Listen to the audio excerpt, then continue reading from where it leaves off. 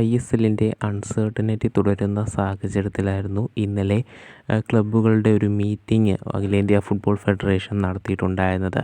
ഈ ഒരു മീറ്റിങ്ങിന് പിന്നാലെ അഖിലേന്ത്യാ ഫുട്ബോൾ ഫെഡറേഷൻ്റെ പ്രസിഡൻ്റായിട്ടുള്ള കല്യാൺ ചൗബെ ISLന് മുന്നോടിയായിട്ട് അതായത് ഇന്ത്യയിലെ ടോപ്പ് ടയർ ലീഗിന് മുന്നോടിയായിട്ട് സൂപ്പർ കപ്പ് നടത്തുമെന്നൊരു കാര്യമായിരുന്നു വ്യക്തമാക്കിയിട്ടുണ്ടായിരുന്നത്.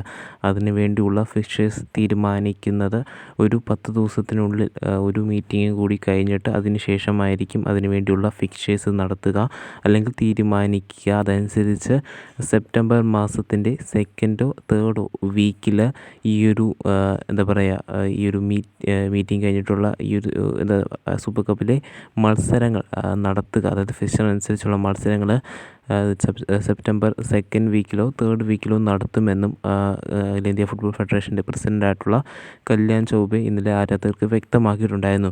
എങ്കിൽ പോലും ISLൻ്റെ ഭാവിയുമായി ബന്ധപ്പെട്ട് നിലവിൽ ഇപ്പോഴും പ്രശ്നങ്ങൾ നിലനിൽക്കുക തന്നെയാണ്. ഒരു FSDLുമായി ബന്ധപ്പെട്ട് അല്ലെങ്കിൽ FSDL ആണല്ലോ ISLൻ്റെ സ്റ്റേക്ക് ഹോൾഡേഴ്സിൽ മുൻപന്തിയിലുള്ളത്. സോ അവരുമായി ബന്ധപ്പെട്ട് അവരുടെ ഭാഗത്തുനിന്ന് ഒരു കൃത്യമായിട്ടുള്ള ഒരു കൺഫർമേഷനോ കാര്യങ്ങളോ ഒന്നും ലഭിക്കാത്ത സാഹചര്യത്തിൽ നിലവിൽ ഇപ്പോഴും ISLൻ്റെ പേരിലുള്ള പ്രശ്നങ്ങൾ തുടരുന്നുണ്ട് എന്ന് നമുക്ക് മനസ്സിലാക്കുവാനായിട്ട് സാധിക്കുന്നുണ്ട്. ഈ ഒരു സാഹചര്യത്തിൽ ഇന്നലെ അഭിക് ചാറ്റർജി, അതായത് കേരള ബ്ലാസ്റ്റേഴ്സ് എന്ന് പറയുന്ന ക്ലബിൻ്റെ ചീഫ് എക്സിക്യൂട്ടീവ് ഓഫീസറായിട്ടുള്ള അഭിക് ചാറ്റർജി ആശിഷ് നേഗിയുമായി നടത്തിയിട്ടുണ്ടായിരുന്ന ഒരു ഇൻ്റർവ്യൂവിൽ ചില കാര്യങ്ങൾ വ്യക്തമാക്കി പറഞ്ഞിട്ടുണ്ടായിരുന്നു. അതിലൊന്നാണ് ISLൻ്റെ പേരിലുള്ള ഒരു ISL നടക്കുമെന്നൊരു കൺഫർമേഷൻ നിലവിൽ ഒരു വേർഡിക്റ്റ് പോലെ, അതായത് ഒരു ഒഫീഷ്യൽ ഓർഡർ പോലെ ലഭിച്ചിട്ടില്ല, വാക്കാൽ മാത്രമാണ് പറഞ്ഞിട്ടുള്ളത്. സോ ആ ഒരു സാഹചര്യത്തിൽ സൂപ്പർ കപ്പിൽ പങ്കെടുക്കുകയില്ല അല്ലെങ്കിൽ ഈ ഒരു ISLൻ്റെ പേരിലുള്ള നടക്കുമെന്നൊരു കൺഫർമേഷൻ ലഭിച്ചാൽ മാത്രമേ ഇനി സൂപ്പർ കപ്പിൽ പങ്കെടുക്കുകയുള്ളൂ എന്ന് അദ്ദേഹം വ്യക്തമായി പറയുന്നുണ്ട്. ഇതേ ഒരു സ്റ്റാൻഡിൽ തന്നെയാണ് ISLലെ മറ്റു പല ക്ലബ്ബുകളും തുടരുന്നതെന്നും നമുക്ക് അറിയുവാനായിട്ട് സാധിക്കുന്നുണ്ട്. അതിനെല്ലാം പുറമെ അദ്ദേഹം മറ്റ് ചില കാര്യങ്ങൾ കൂടി ആരാധകർക്ക് വ്യക്തമാക്കി പറയുന്നുണ്ട്.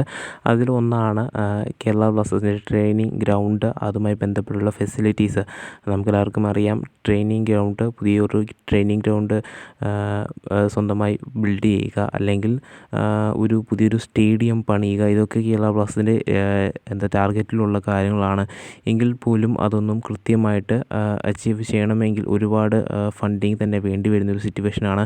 ഇതിന് ഗവൺമെൻറ്റിൻ്റെ സപ്പോർട്ടൊക്കെ വേണം. എന്നാൽ നിലവിൽ ആ ഒരു തരത്തിലുള്ള സപ്പോർട്ടൊന്നും ഇല്ല എന്നും അഭിക് ചാറ്റർജി വ്യക്തമാക്കുന്നുണ്ട്. ഇതിനെല്ലാം പുറമെ ആരാധകർ സ്ഥിരമായി കേരള ബ്ലാസ്റ്റേഴ്സിനെ ട്രോളുന്ന ഒരു കാര്യമാണ് ഈ ഒരു ചിപ്സ് അല്ലെങ്കിൽ സോഡ, അതുമല്ലെങ്കിൽ ടിഷ്യൂ തുടങ്ങിയ ഉൽപ്പന്നങ്ങൾ വിൽക്കുന്നതുമായി ബന്ധപ്പെട്ട് ബ്ലാസ്റ്റേഴ്സിനെ ഇതുമായി ബന്ധപ്പെട്ടൊക്കെ പലപ്പോഴും ട്രോഫി ഇല്ലാത്ത ടീം ഈ തരത്തിലൊക്കെ മാർക്കറ്റിംഗ് ചെയ്യുന്ന സമയത്ത് പലപ്പോഴും ട്രോളുകൾ ഏറ്റുവാങ്ങാറുള്ളതാണ്. സോ ഇതിൽ നിന്ന് കിട്ടുന്ന ലാഭമൊക്കെ തന്നെ ക്ലബ്ബുകളിലേക്കാണ് പോകുന്നത്, ഓണേഴ്സിൻ്റെ കൈകളിലേക്കല്ല എന്നും അദ്ദേഹം വ്യക്തമാക്കുന്നുണ്ട്. ക്ലബിൻ്റെ ഡെവലപ്മെൻറ്റിന് വേണ്ടിയാണെന്നും അദ്ദേഹം വ്യക്തമായി പറയുന്നുണ്ട്.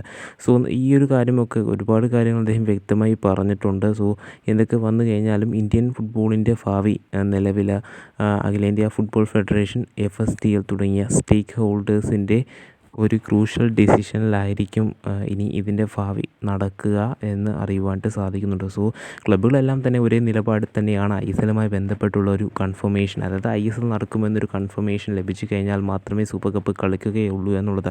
സോ കഴിഞ്ഞു പോയ ഡ്യൂറൻ കപ്പ് പോലും കേരള ബ്ലാസ്റ്റേഴ്സ് ഈ ഒരു അൺസർട്ടനിറ്റിയുടെ ഭാഗമായിട്ട് കളിച്ചിട്ടുണ്ടായിരുന്നില്ല. തങ്ങൾക്ക് ഒരുപാട് നഷ്ടമുണ്ടാകുമെന്ന് പറഞ്ഞായിരുന്നു ബ്ലാസ്റ്റേഴ്സ് മാറി നിന്നിട്ടുണ്ടായിരുന്നത്. ഇനി സൂപ്പർ കപ്പും കളിച്ചില്ല എന്നുണ്ടെങ്കിൽ ബ്ലാസ്റ്റേഴ്സിന് കിട്ടാൻ പോകുന്ന വിമർശനം കുറച്ചും കൂടി കൂടും എന്ന് മാത്രവുമല്ല, ആ ഒരു പ്രശ്നം ഒരുപാട് വഷളാവുകയും ഇന്ത്യൻ ഫുട്ബോളിൻ്റെ ഭാവി കുറച്ചും കൂടി മോശമായി മാറുകയും ചെയ്യും.